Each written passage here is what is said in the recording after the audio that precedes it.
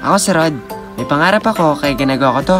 Kaya tara, samahan niyo ako. Hi mga ka-Road! Ngayong araw nga pala mag-overnight kami sa church namin. Nagkayayan nga mga ka-churchmate ko para mag-overnight sa church namin. Makikijoin na nga muna ako sa mga ka-churchmate ko ngayon mga guys, kasi hindi naman ako mag-edit ng video ngayon. Nang nalaman ko nga na mag-overnight sila sa church namin mga guys, dali-dali na ako pumunta sa church. At pagdating ko nga dito sa church mga guys, wala pa nga tao dito. Akala ko nga nung una ay nandito na sila, kaya dali-dali akong pumunta dito sa church. Ang ini-expect ko pa naman dito mga guys, pagdating ko dito ay nandito na din yung crush ko. Charot! At pagdating ko nga dito mga guys, sinindihan ko na din itong mga aircon para hindi na din ako mainitan. Init na init nga ako sa mga time na to kasi napagod din ako kakalakad papunta rito. Dalawang aircon na nga sinindihan ko dito mga guys para pagdating ng crush ko dito ay di na ako pagpapawisan. Charot! At pagkatapos ko kasi lahat ng mga aircon na to mga guys, magwawalis naman ako dito. Magwawalis na nga muna ako dito mga guys para pagdating ng mga kasama ko ay malinis na kagad itong church namin. Kailangan na nga din malinisan itong lapag mga guys kasi dito din kami matutulog mamaya. Kung hindi nga kami magawalis dito, sigurado ko yung comment namin nilalagay dito ay pupunuin ng buhangin. At ang ending nga siguro nun mga guys, pag uwi namin sa mga sarasariling bahay namin, yung mga comment na ginamit namin ay mawawas na kaagad.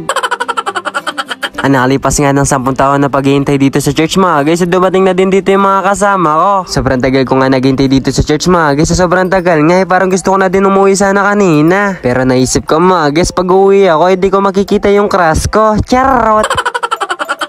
At pagdating nga nila dito mga guys, magkakape na muna ako kasi yung isip ko ay lumilipad na. Charot! Lumilipad na kakaisip dun sa crush ko. Charot! Madalang nga lang ako magkape mga guys, pero kapag siguro araw-araw ko'y mapapakanta ko ng selos. Ang puso ko'y nagdurugo.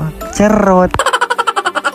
Pagkatapos nga namin sangkapan yung mga kape namin dito mga guys, ay siyempre hindi mawawala ang tinapay. Napakasarap nga magkape mga guys, lalong lalo na kapag may tinapay kang dala-dala. Pero mas wala na siguro sasarap pa sa kape mga guys kung kasama mo magkape yung crush mo. Charot! At pagkatapos nga namin magkape dito mga guys, si Kuya Dave naman dito ay sineset up na yung laptop. Nag-request nga ako kina Kuya Dave mga guys para manood kami ng movie. Hindi nga makukompleto yung overnight namin dito kaya hindi kami manonood ng movie. Yung ginagamit nga namin laptop dito sa church namin mga guys ay halos nasisira na. Alos nasisira na nga itong laptop na ginagamit namin dito sa church mga guys, kaya naghahanap na to ng sponsored. Kaya lumalapit kami sa mga may mabubusulak na puso dyan para makabili na din kami ng laptop. Gagamitin naman namin yung laptop para dito sa church namin. Kaya shoutout sa mayor namin dito sa Santa Rita, sana matulungan mo kami makabili ng bagong laptop. Wala pa kasi kaming kakayahan na bumili ng bagong laptop mayor, kaya sana mapansin mo tong video. Kaya sa mga taga Santa Rita dyan, itag nyo na si mayor para mapansin niya na din itong video. Tignan nyo naman itong laptop na ginagamit namin dito sa church namin mga guys, halos magkaiwalay na yung keyboard sa screen.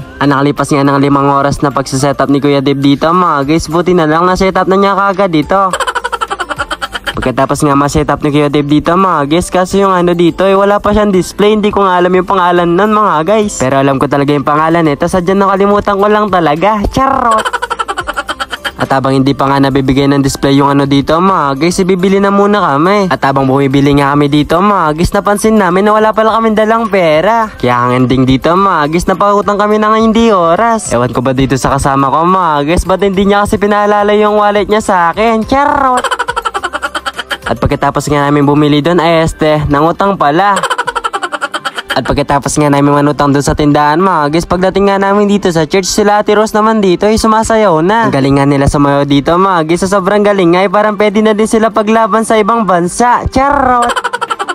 At pagdating nga namin dito mga guys, saktong-sakto naman ay may display na yung ano dito. Huwag nyo na nga isipin yung ano ka mga guys, baka sumakit lang yung ulo nyo. Charot! Pagdating nga namin dito mga guys, sinabi ko nga kay Kuya Dave ay maghanap na siya ng movie na panonoorin namin. Yung napili nga namin movie dito, itong Left Behind. Itong Left Behind nga na to mga guys, sa patungkol sa mga taong walang kasalanan na bigla na lang mawawala. Ang ganda nga ng movie na to mga guys, kaso yung iba dito ay nakakatulog na. Para nagpuyat na naman yata sila kapon sa maling tao. Charot! Hanggang dito na muna mga guys, kasi manonood pa ako ng Left Behind. Hanggang dito na lang mga guys. Bye-bye!